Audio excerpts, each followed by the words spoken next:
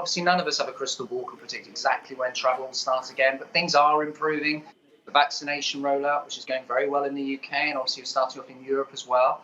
These things are very positive moves. And I can tell you this for definite, that people really are desperate to have a break. I mean, if you look at what happened last year, very, very few people in terms of the normal numbers actually managed to get away. So that means, quite the majority probably just didn't have a holiday. And so far this year, the same thing, because we're in lockdown, which means that holidays cannot go ahead, quite rightly so. We are in the midst of a serious pandemic.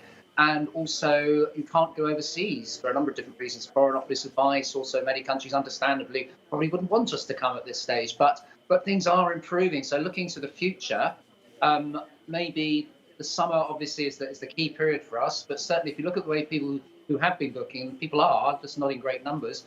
Most of them are actually looking to September and October, and they tend to be over 50. So I think people have made their own decisions there, that they expect, but at least by then, that they will be able to travel overseas and they'll be vaccinated. So, but the problem is we do have, as you say, these mixed messages coming out of the government. Grant Shapps, the Transport Minister, saying, don't book a summer holiday overseas.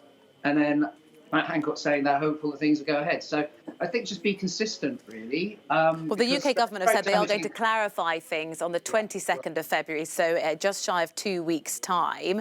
What kind of policies would you be looking at being enforced that would be able to facilitate travel? Would it be something like a vaccine passport? What ideas do you have?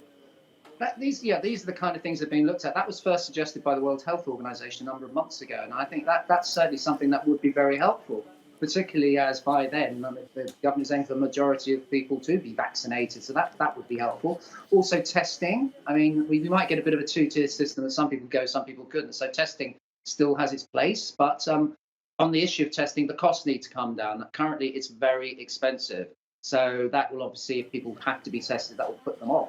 But I've seen last summer, many countries were actually letting tourists come in, having tested for free, so it can be done cheaply. Whereas if you look at the cost if you go to a private clinic in the UK, sometimes it's up to £200 just for one test. So that would need to come down. So it's a whole range of things, but I think it's definitely very important to remember, though, and that's something we're very conscious of.